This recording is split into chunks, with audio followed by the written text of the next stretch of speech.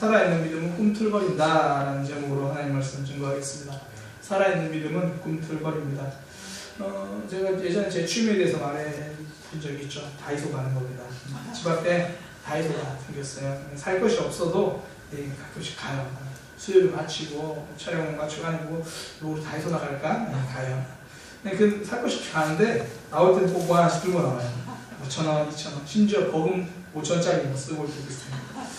어느새 가는 게 취미가 되어버린 것 같아요. 다이소로 가는 거는 뭐 여러 가지 가끔씩 이건 사야 돼 그러면서 이렇게 사봐요. 그렇게 저를 유혹하던 게 하나 있었거든요. 지난 여름에 다이소 선풍기가 있었어요. 입구 쪽에 요만한 거예요. 요만한 건데 5,000원짜리 있었어요. 저렴한 가격, 앙증맞은 크기. 저도 모르게 손을 뻗었어요. 하지만 저는 쉽게 넘어가지 않습니다. 그런즉 내가 어찌 이 큰 악을 행하여 내 아내님께 죄를 지으리까. 그럴 수 없죠. 그래서 참았어요. 다이소 유혹에, 선풍기 유혹에 제가 이겨냈습니다. 사실 제가 개인적으로 한 번쯤은 가져보고 싶다라고 생각하는 선풍기 따로 있어요. 다이소 선풍기가 아니라 다이슨 선풍기예요. 이 다이슨 선풍기라고 있거든요. 가격은 50만원. 딱 100배 비싸요. 100배 가격임에도 불구하고 사람들은 다이소 선풍기보다요 다이슨 선풍기를 더 좋아해요. 디자인이 굉장히 독특하거든요. 다이슨 선풍기는요 선풍기의 정체성에 큰 도전을 했어요. 그러니까 선풍기 그러면 트레이드 마크가 날개잖아요. 날개. 그런데 다이슨은요 날개를 없애버렸어요. 선풍기가 날개 없이 동그랗게 구멍만 있는데 바람이 나와요. 그러니까 좋은 디자인을 위해서 날개라고 하는 핵심 가치, 트레이드 마크, 정체성 버린 거예요. 근데 바람이 나와요. 신기하잖아요. 검색을 해봐요. 왜 나오나. 검색해봤더니 날개를 없앤 게 아니고요. 안쪽에다 숨겼어요. 모터를 안에 넣고 그 안에서 회전하면서 돌아가요. 획기적인 디자인을 선택했지만 정체성은 버리지 않은 거예요. 정체성을 품은 거예요. 마음속에 가지고 있는 거죠. 그러니까 바람이 나오는 거예요. 그래서 그 디자인이 되셨다는 거죠. 요즘 언론에 교회들에 대한 부정적인 말들이 나와서 참 슬픕니다. 더 슬픈 이유는요. 그 말이 맞는 말이었어요. 틀린 이야기가 아니라 교회들이 잘못하고 있는 모습들이 맞습니다. 2000년 전의 교회에 비해서 아름다운 겉모습, 세련된 디자인, 새로운 모습 가지고 있습니다. 그런데 정체성에 큰 도전이 왔죠. 십자가라고 하는 핵심 가치가 사라졌어요. 저는 화려한 프로그램, 아름다운 건물 틀리지 않았습니다. 굉장히 좋다고 생각해요. 디자인은 얼마든지 이뻐도 됩니다. 그런데 단지 바람이 나와야 돼요. 날개가 아니라 몸통이 사라져도 바람이 나오면 그건 선풍기예요. 아무리 날개가 화려하고 거기도 날개에 이쁜 무늬 그리고 아무리 큰 날개를 가져도 바람이 안 나오면 그건 선풍기가 아닙니다. 그건 허풍입니다. 다이슨은 새로운 모습 속에 본질을 버리지 않았어요. 그 결과 다이소 선풍기보다 100배나 넘는 대접을 받는 거예요. 겉으로는 보이지 않는 초강력 모터가 그 품에 있는 거예요. 모터가 있거든요. 모터가 있는 선풍기가 바람을 일으키듯이 성령이 있는 교회가 바람을 일으키는 겁니다. 다이슨 같은 화려한 건 저는 바라지도 않습니다. 다이소 같은 조그만 소형이라도 좋아요. 제발 모터만큼은 포기하지 말았으면 좋겠습니다. 산들바람이라도 좋으니까 바람을 일으킬 수 있어야 진짜라는 거예요. 살아있는 믿음은요, 강풍은 아니더라도, 약풍도 아직 연약하고, 아니 미풍도 연약하더라도, 미세풍이라도 나오게 있는 거예요. 나오게 되어 있습니다. 이런 꿈틀거림이 있다라는 거예요. 영화에 보면 그런 장면들을 보잖아요. 사람이 쓰러져 있으면, 죽었나 살았나 확인해 보려고 코에다가 귀를 가져다 대죠. 그러니까 숨 쉬는지 안 쉬는지 살아보려고 하는 거예요. 살아있으면, 작은 숨이라도 쉬는 거예요. 움직이는 거예요. 미세한 꿈틀거림의 모습이라도 있다는 겁니다. 오늘 본문도요. 살아있는 믿음에 대해서 말하는 거예요. 신령한 것, 성령의 역사에 대해서 꼭 알아야 된다. 그게 진짜 살아있는 믿음이니까 그거 이야기하는 거거든요. 살아있는 믿음은요. 성령의 역사가 있는 믿음이에요. 반대로 가짜 믿음은 무엇인가? 오늘 본문에 말하는 게 우상에게 끌려가는 믿음이다. 그렇게 이야기해요. 2절에 보면 너희가 이방인으로 있을 때 무슨 말이냐면 예수님 믿기 전에 그때 말 못하는 우상이 끌려다녔다 이 말이 우상이 끌려다녔다 이 말이 우상이 시킨 대로 했다 그런 수준이 아니라 이 끌려다니다 이 단어가 주는 뜻은 내 의지랑 상관없이 반복되는 모습으로 있었다는 거예요. 어떤 거냐면 영적인 체험 이런 거 말하는 거예요. 황홀경 뭔가 이렇게 신비한 것처럼 영적인 것을 끌려가지고 그렇게 있는 모습, 그걸 이야기하는 겁니다. 그러니까 우리나라로 말하면 신들렸다 그런 거죠. 신들렸다. 당시에는 종교가 삶의 많은 부분을 차지했어요. 그러니까 이방 신전에 가서 거기서 막 이렇게 제사 드리고 그러면 집단적인 신비 체험 이런 거 하는 거예요. 신들린 경험을 같이 이렇게 하고 뭐 환각 같은 그런 경험들 하고 그런 모습이 굉장히 많았어요. 그러니까 예수 믿기 전에 그런 우상에 끌려다니는 거 이런 거 가짜 믿음이었다 그래요. 기적과 영적인 체험 신앙생활에서 필요합니다. 때로는 중요하기도 합니다. 그러나 그게 결정적인 것은 아니다라는 겁니다. 무당도요, 신들리면 작두 타요. 작두 탄다는 말이 무슨 말입니까? 말 그대로 작두 탄다는 거예요. 이게 작두가 날카로운 칼이잖아요. 그 위에서 뛰어요. 이거 굳은 살이 많아가지고 하는 차력 이런 거 아니에요. 진짜 귀신이 하는 거예요. 그 칼 위에서 뛰어요. 그런 영적인 걸로만 따지면요, 무당이 저보다 세요.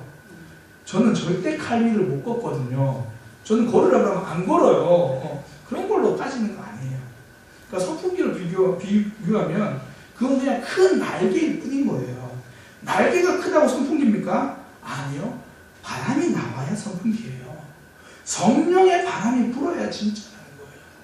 신비적인 체험, 기적 이런 거 없어도 성령님이 살아계셔서 가쁜 숨이지만 내쉬고 믿음이 꿈틀거림이 있어야 그게 진짜라는 거예요. 그 믿음의 꿈틀거림이 뭔가, 그 성령의 우리가 씻고 가야 될 성령의 역사가 뭔가 분명히 두 가지 이야기합니다. 첫 번째, 예수님을 저주받은 자라고 말하지 않는 거 3절에 나오거든요. 사람들은 십자가 때문에 예수님을 많이 오해했어요.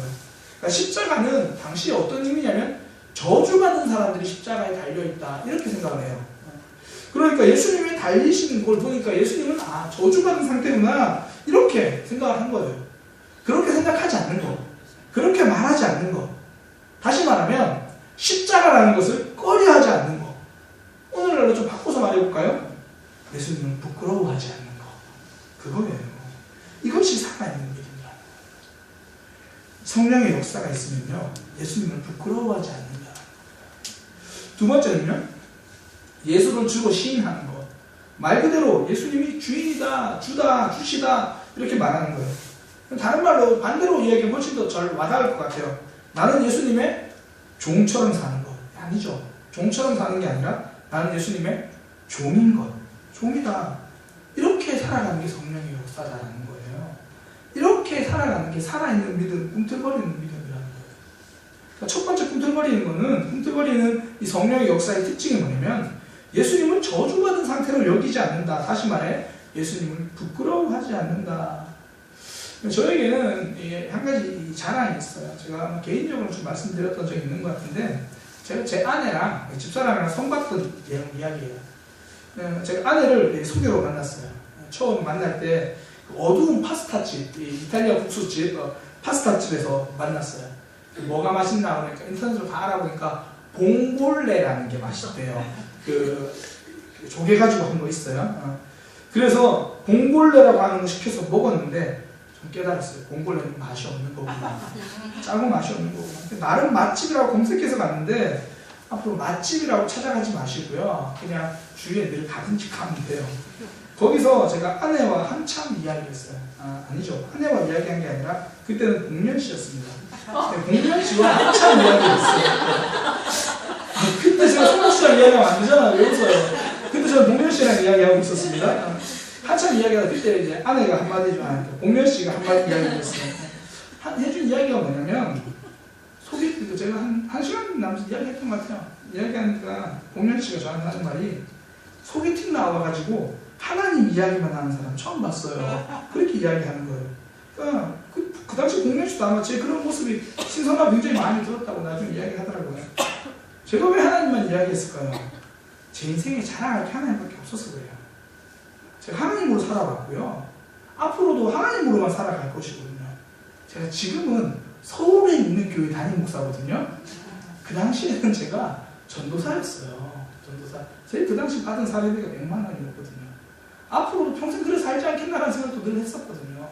그러니까 뭘 자랑해요? 앞으로도 그냥 전 하나님으로 살아갈 수밖에 없는 거예요. 제가 다른 거 이야기했으면 그건 다 거짓말이에요. 제 인생에서 내세울 수 있는 하나님밖에 없는 거거든요. 성도가요, 돈으로 살아간다고 말하는 건 거짓말이에요. 내가 성도라는 말이 거짓말이거나 돈으로 살아간다고 말하는 건 거짓말이에요. 돈이 필요합니다. 중요하죠.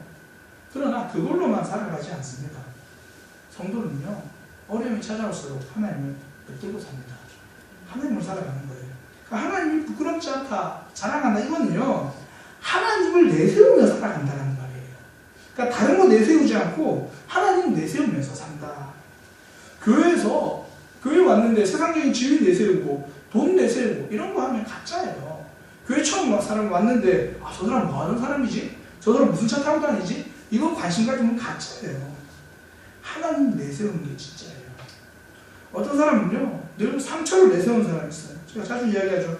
내 안에 울고 있는 내가 있어요. 상처를 내세운다는 말은요, 과거의 내 삶에 일하신 하나님을 부정하는 말이에요. 내 손에 울고 있는 내가 없어요. 또 이제 그만 울어요. 그만. 아픔은 있죠. 그러나 그 속에서 하나님을 보는 사람이 성도예요. 어린 시절에 말 못할 학대도 당하고 사랑도 못 받고 힘겹게 어렵게 살고, 그런데 그 옆에 보세요. 하나님 계셨어요. 하나님 붙들어 주셨고 그래서 여기까지 왔거든요. 그러니까 지금 힘들고 아프고 그런 거 있잖아요. 그거 과거 때문에 그런 게 아니고 상처 때문에 그런 게 아니고요. 왜 힘든지 아세요? 그냥 힘든 거예요. 이유를 찾으려고 노력하지 않아도 됩니다. 사단이 하는 일이 뭐냐면 이유를 찾는 거예요. 욥기 보면 욥이 하나님 잘 섬긴다 그러니까 하나님 그렇게 욥이 하나님 얼마나 잘 섬기냐 그러니까 사단이 하는 말이 뭐냐면 하나님 그 이유가 있을 거예요. 이유를 찾아요. 그리고 나서 욥이 어려움 당하니까 욥의 아내를 통해서 사단이 무슨 말이에요? 하나님 저주하고 죽어라. 이게 무슨 말이냐면 지금 그런 이유가 충분하다. 자꾸 이유를 내세우는 거예요. 어려움을 만난 이유가 있다. 근데 욥기의 결말이 뭐예요? 우리는 사단과 하나님의 일을 알지만 욥은 끝까지 모르고 끝나요. 욥은 끝까지 내가 왜 그런 이유를 몰라요. 그냥 힘들어요. 그냥 힘들어도 괜찮습니다. 지금 돈이 없어서 힘든 거고, 지금 외로워서 힘든 거고, 지금 용서가 안 돼서 힘든 거지, 몸이 아파서 힘든 거지, 다른 이유 없어요. 그때 힘들어도 돼요. 상황 때문에 힘든 건 힘들 겁니다. 성도는요, 이유를 찾지 않는 거예요. 이유를 묵상하는 게 아니라 하나님의 일하심을 내세우는 거예요. 내가 지금 힘든데 성령의 역사, 하나님의 일하심의 역사가 내 힘든 삶 그 곳곳에서 꿈틀거리고 있다. 이거 고백하는 사람이 성도입니다. 사도 바울은요, 이유로 살지 않았습니다. 그냥 어떤 삶이든지 그냥 하나님만 내세운 거예요. 빌립보서 4장 10절에서 13절 보면 바울이 그런 얘기해요. 자신의 삶은 풍부함도 경험해봤다. 저 넉넉해봤어요. 가난함도 경험해봤다. 저 정말 먹고 살기 힘들 만큼 어려운 적도 있었어요. 다 경험해봤어요. 그런데 제가 그 다 감당할 수 있더라고요. 내게 능력 주신 자 안에서 모든 것을 제가 할 수 있겠더라고요. 이유를 말하는 게 아니라 하나님의 능력을 내세우는 거예요. 바울은 그런 거예요. 우리 삶에서도 이유는 굉장히 많습니다. 때로는 자녀가 이유죠. 직장이 이유죠. 사람이 이유고, 학생들 학교가 이유고, 시험이 이유고, 삶이 다 이유처럼 보여요. 그런데 살아있는 믿음은요, 그 이유를 넘어서 하나님을 자랑하는 거예요. 하나님을 내세우는 거예요. 하나님의 일하심을 보는 거. 이렇게 힘든 내 삶 속에서 하나님의 일하심을 내세우며 자랑할 수 있는 사람이 성도입니다. 하나님이 일하시니까, 하나님이 역사하시니까. 초자연적인 역사는 없을지도 모릅니다. 기적 같은 변화는 없을 수도 있습니다. 그러나 폭풍이 오지 않아도 늘 산들 바람은 그치지 않습니다. 우리 삶에 하나님의 임재와 일하심은 여전하다는 겁니다. 어떤 분이 저한테 찾아와서 그런 얘기를 합니다. 목사님, 저는 왜 이렇게 안 변하죠? 제가 우리 교회에 온 지 2년 넘었거든요. 많이 변했어요. 폭풍은 오지 않았어요. 산들 바람이 우리를 넘어뜨리고 있더라는 겁니다. 그 하나님 때문에 우리는 예배하는 거예요. 그 하나님 때문에 기도하는 거예요. 하나님을 부끄러워하지 않고 그 일하심을 내 삶에 내세우며 살아가는 거, 이게 성령이 꿈틀거리는 믿음이 있는 사람들의 특징이라는 겁니다. 두 번째는요, 주대심의 고백입니다. 성령으로 말미암지 않고는 예수를 주라 시인할 수 없느니라. 단순하게 말하면 예수님의 종이다라는 거예요. 하나님의 종이다 이거죠. 종이라는 것이 언제 가장 잘 드러나는지 아세요? 하기 싫은 일이 생기면 딱 드러나요. 이런 거예요. 제가 요즘에 이제 다른 교회 전사님 한 분과 우리 교회 전사님 이렇게 함께 설교 공부를 해요. 그러면서 이제 제가 그분에게 같이 공부하는 분에게 그런 얘기를 했어요. 그분이 파트타임 전사님이신데 금요일은 이제 다른 교회, 그러니까 그 성경 교회를 안 가요. 그 파트타임이라서. 그래서 그냥 뭐 다른 교회를 뭐 가거나 뭐 그래요. 제가 그 설교 세미나 같이 설교에서 좀 이야기하고 실제로 어떻게 설교를 하는지 와서 한번 보시면 좋겠다. 금요일 기도에는 뭐 시간 되시면 한번 이렇게 참석해 보세요. 그랬어요. 그런데 이제 금요일 날은 다른 곳에 선양이 있다고. 그러니까 뭐 자기가 지금 교제하는 분이랑 밥도 먹고 아마 그분과 함께 다른 곳에 뭐 예배하기로 이야기가 되거나 뭐 그랬던 것 같아요. 그런데요, 이재림 전사님 어때요? 어떤 약속이 있어도 오기 싫어도 우리 교회 금요일 기도에 옵니다. 몸이 아파도 입원하지 않으면 옵니다. 예. 금요일은 피해서 아플 거예요. 예. 약속을 잡아도요, 금요일은 피해서 잡아요. 우리 교회 전도사님이니까 거기서 드러나는 거예요. 우리 교회 전도사님이니까 이 선택하는, 그러니까 선택이 아니죠. 그냥 하는 거예요. 그분은 우리 교회 전도사님이 아니니까 선택이죠. 우리 교회 전도사님이 선택이 아니에요. 이게 종은 언제 할 수 있는가? 내가 하기 싫은 일을 만나면 그래서 표가 나는 거예요. 내가 하기 싫은 일을 만났을 때 성령의 역사가 있는 사람, 하나님의 종이라는 게 드러나는 사람은 내가 싫어도 순종을 선택합니다. 그러니까 순종이 안 돼도 선택을 해요. 그리고 어려워서 넘어지긴 하겠죠. 시도하다가 넘어지긴 해요. 근데 도망가지는 않는다는 거예요. 제가 사역을 하다 보면, 제가 이제 뭐 부교육시까지 지금까지 뭐 12년, 13년 사역을 한 것 같은데, 사역을 하다가 이제 어떤 많은 분들에게 사역을 부탁드려요. 이것 좀 해주세요. 그때 어떤 분이 그런 얘기를 해요. 목사님 정말 하기 싫은데요. 못할 것 같은데요.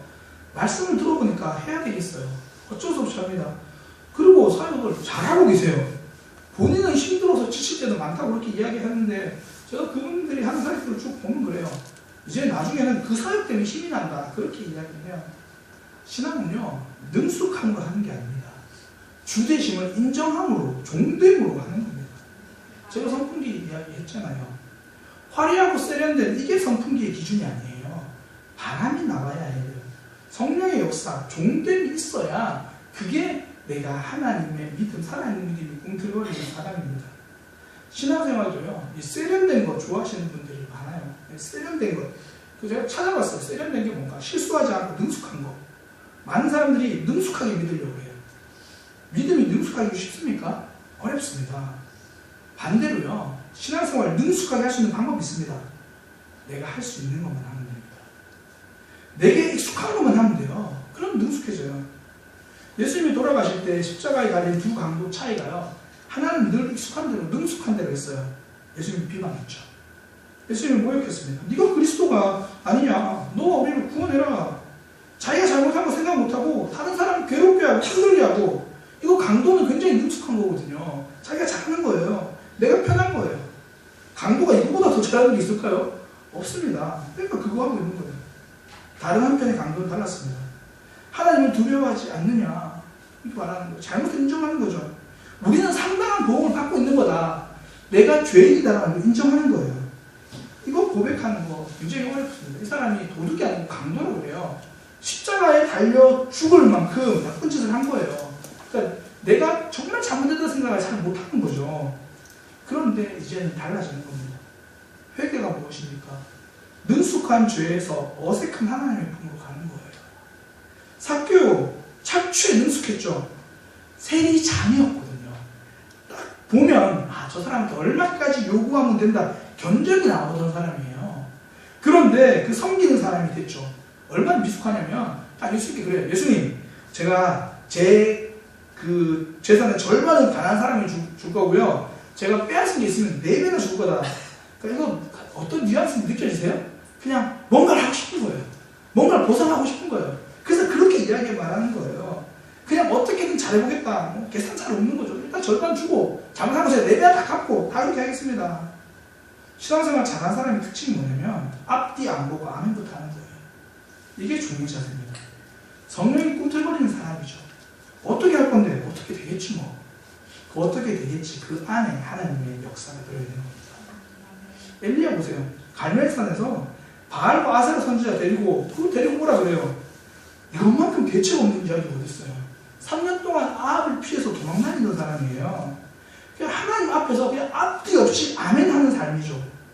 하나님의 백성의 삶, 하나님의 선지자의 삶, 이게 하나님의 종의 삶이잖아요. 사랑하라 그러면 우리는 앞뒤 없이 아멘인 거예요. 용서하라 그러면 먼저 그냥 앞뒤 없이 아멘이에요. 기도하고 예배자를 지키는 거 앞뒤 없이 아멘입니다. 그 다음 일은 그 다음 생각하는 거예요. 그 다음에 생각하는 그 순간에 하나님의 역사를 경험하는 자리가 거예요. 우리 삶에서도 갈멜산 같은 도전이 찾아옵니다. 내가 하나님의 종이 아니라면 절대 아멘하지 못할 일들이 얼마나 많습니다. 얼마나 많습니까? 그러니까 신앙생활, 우리 황성모 집사님 늘 하시는 이야기 있잖아요. 내가 죽었다. 이거 고백하는 거잖아요. 이거 고백해야 할 수 있거든요. 나는 죽었습니다. 예수님이 생명입니다. 그래야 순종할 수 있습니다. 할 수 있어서가 아닙니다. 말씀이니까 하는 거예요. 그리고 그 뒷자리 어떻게 되겠지 하나님의 역사를 경험하는 겁니다. 제가 주일에 또 뒷부분만 읽으면 박노해 그 시인 시 길이 끝나면이라는 시인데요. 원래 시가 이렇게 됩니다. 길이 끝나면 거기 새로운 길이 열린다. 한쪽 문이 닫히면 거기 다른 쪽 문이 열린다. 겨울이 깊으면 거기 새봄이 걸어온다. 내가 무너지면 거기 더 큰 내가 일어선다. 최선의 끝이 참된 시작이다. 정직한 절망이 희망의 시작이다. 하나님이 요구하시는 순종은 언제나 어렵습니다. 길이 끝나는 순간입니다. 내 생각이 끝나는 시간이고요. 내 갈등이 끝나는 시간이고 내가 원했던 길이 닫히는 순간이고요. 나의 최선의 계획을 내려놓고 끝내는 시간입니다. 그때 하나님의 길이 시작되는 순간입니다. 종되심을 인정하는 거 나에게 가장 어렵고요. 가장 익숙하지 않은 거예요. 그때가 우리 삶의 축복의 시작이고 새로운 역사의 시작입니다. 살아있는 믿음이 꿈틀거리는 시간이라는 겁니다. 살아있는 믿음 무엇입니까?